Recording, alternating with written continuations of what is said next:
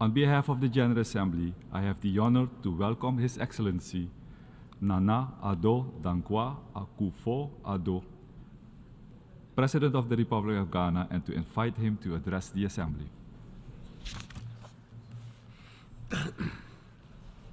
Mr. President, Secretary General, Your Excellencies, Ghana presents her compliments to you, Mr. President, and extends congratulations on your election to preside over the sittings of the 78th session of the General Assembly.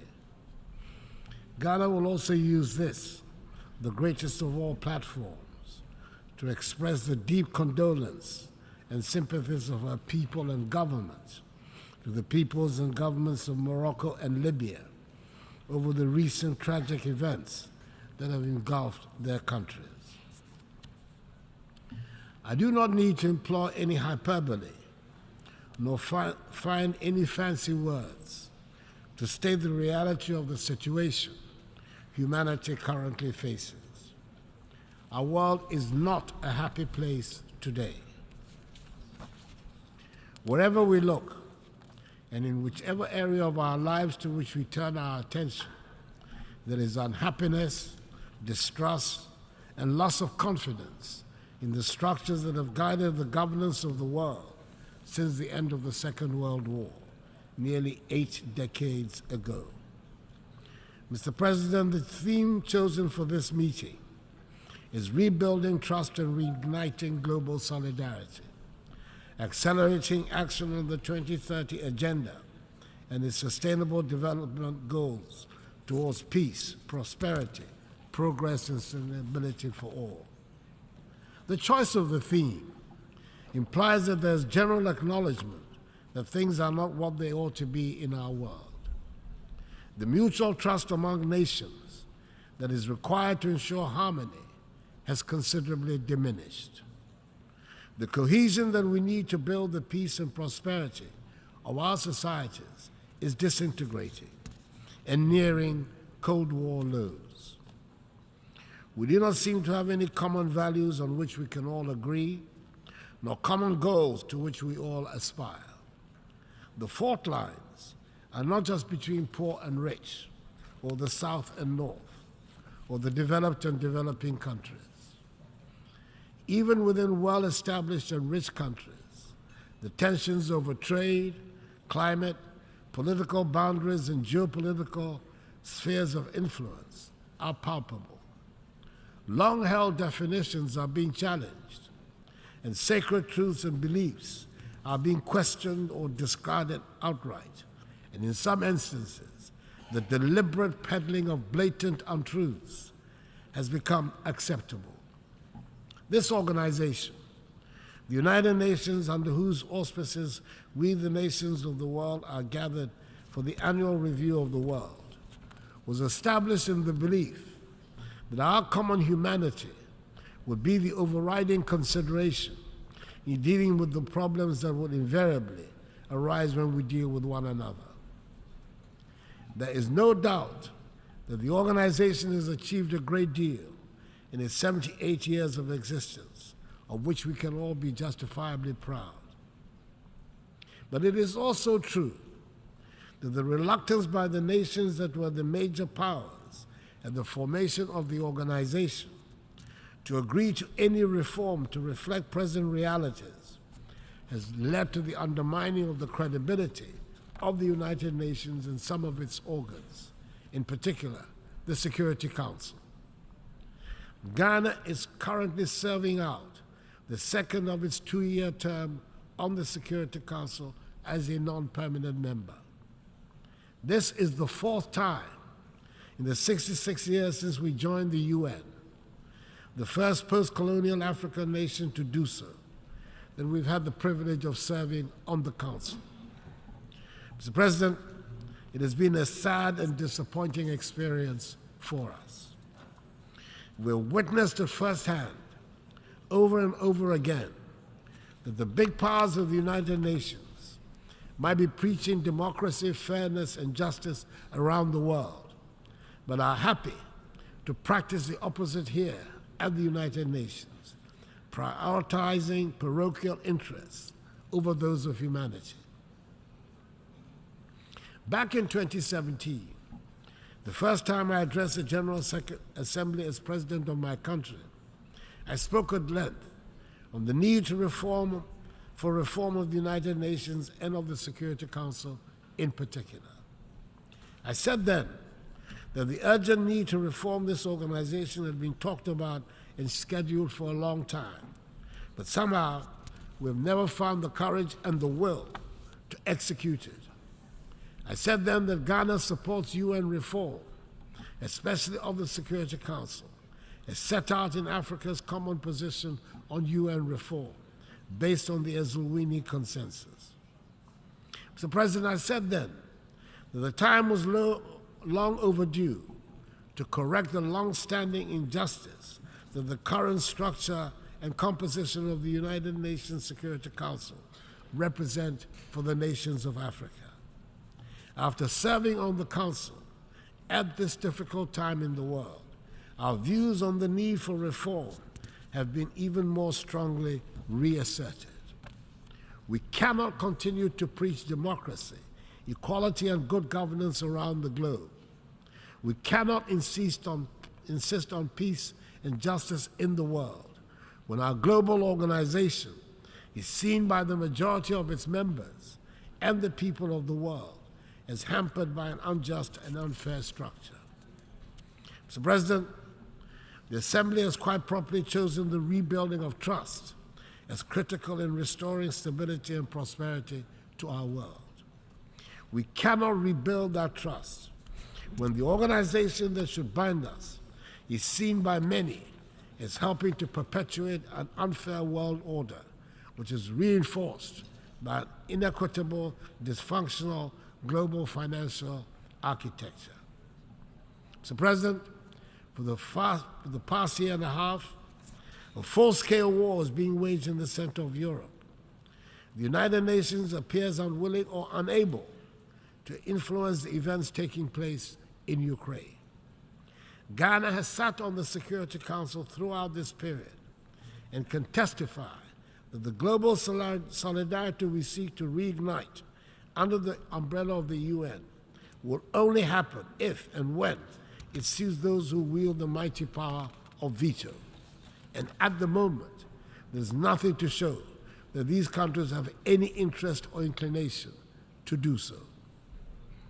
Ghana still believes that this organization provides the best vehicle for the world to manage its hydra-headed problems, but it can only function effectively and meet our expectations when we reform the pillars upon which it rests.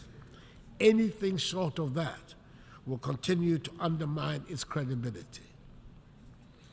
Mr. President, I do not refer to the events in Ukraine and seek to pretend to ignore the tragic events in my own neighborhood of West Africa and the Sahel. Instability in the Sahel and widespread terroristic activities have put West African countries under severe political pressure and economic strain. Several countries in the region have lost vast stretches of territory to the rampaging terrorists. Coup d'etats have reemerged as what some mistakenly hope would be the solution to the threats that confront their nations. We in the West African region are trying as best as we can, under the very trying conditions we face, to deal with the situation. We are convinced that the conflicts that continue to plague our continent and our region, in particular, would be more satisfactorily resolved if the international community was to support, not undermine, the efforts of our regional and continental organizations to deal with them. Africans fought and died in the Second World War in defense of Europe and her allies, who reset the world towards the path of peace and prosperity that their nations and citizens have enjoyed for decades now. It is surely time for the world to reciprocate in our time of need. Mr. President, we in Ghana are holding firm to our belief in democracy as the best route to build the prosperous nation that is our aim. It is true that the economic dividends that many of our citizens justifiably expect from the democratic process have not come as fast as had been anticipated. But we're determined to hold fast to the course because we believe that ultimately it will succeed in delivering freedom and prosperity for the mass of our people. We're also having to countenance for the first time in recent human history not just the question of democracy and a deliberate campaign of disinformation against democracy, but also the propagation of authoritarian rule as a faster route to economic advancement. The belief of young people in democracy as the governance model best suited to build peace and prosperity in our society is under systematic attack. The economic impact of COVID-19 pandemic and the impact of the war in Ukraine have only added to the pressure and the anxiety of our young people. We can also certainly do without having to spend the huge amounts of money we currently spend on security at our northern borders in particular. At this time, unhappily, we feel no sense of the international solidarity that we believe we should receive. It is surely in the interest of the whole world that West Africa should be peaceful and prosperous. We want our young people to be part of a peaceful and prosperous West Africa, rather than part of the thousands that arrive at an unwelcoming Europe after perilous journeys across the Sahara and the Mediterranean Sea. Mr. President, we do not seek to shirk any responsibility for the problems we face that are of our own making. And it bears repeating that we are not craving for sympathy, and we do not want to be a scar on anybody's conscience.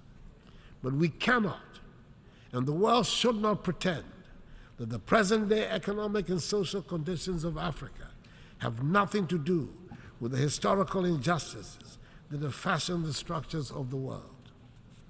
It is time to acknowledge openly that much of Europe and the United States have been built from the vast wealth harvested from the sweat, tears, blood, and horrors of the transatlantic slave trade and the centuries of colonial exploitation.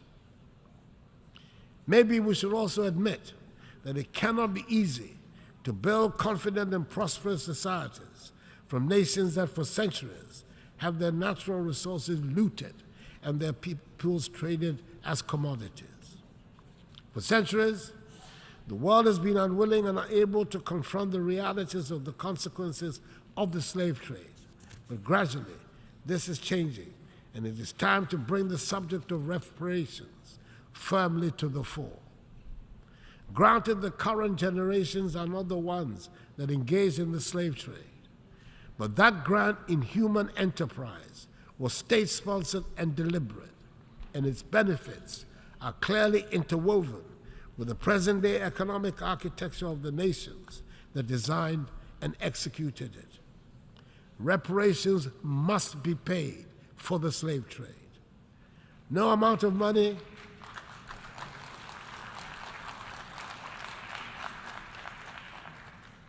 will ever make up for the horrors, but it would make the point that evil was perpetrated, that millions of productive Africans were snatched from the embrace of our continent and put to work in the Americas and the Caribbean without compensation for their labor. If there are any hesitations in some minds about the paying of reparations, it is worth considering the fact that when slavery was abolished, the slave owners were compensated for the loss of the slaves because the human beings were labeled as property, deemed to be commodities. Surely, this is a matter that the world must confront and can no longer ignore. The African Union has authorized Ghana to hold a global conference on the issue in November in Accra. It is probably also the time to return to that vexed subject of illicit financial outflows out of the continent of Africa. I refer to the report of the panel chaired by the highly respected former South African President Thabo Mbeki, on the illicit flow of funds from Africa, which states that Africa is losing annually more than 88 billion United States dollars through illicit financial outflows. Yes, those monies too must be returned to the continent. It is difficult to understand why the recipient countries are comfortable about retaining such funds and are happy to call those countries from whom the monies are taken as corrupt. I believe that a joint task force of the African Union Commission and the OECD Secretariat, under the auspices of the United Nations, should be charged to find ways of stopping the damaging outflows. Mr. President, before the pandemic, we, like many other parts of the world, were making progress with the 17 SDGs, and we had good reason to believe we would achieve the 2030 target. Today, the picture we have on our performance is not very bright. Most of the 21 targets designated for achievement by 2020 have not been met, and we are not on track to achieve many other targets by 2030. According to the 2023 SDG report, just 12% of the SDG targets are on track to be achieved. Progress on 50% of the targets is weak. The most disappointing part is that we have stalled or retrogressed more than 30% of the targets. We need to accelerate action on the entire project. Mr. President, it is within our capacity to turn things around. A good start would be to make the needed changes to the structures of our organization. Then we can rebuild trust and reignite global solidarity. Mr. President, I thank you for your attention.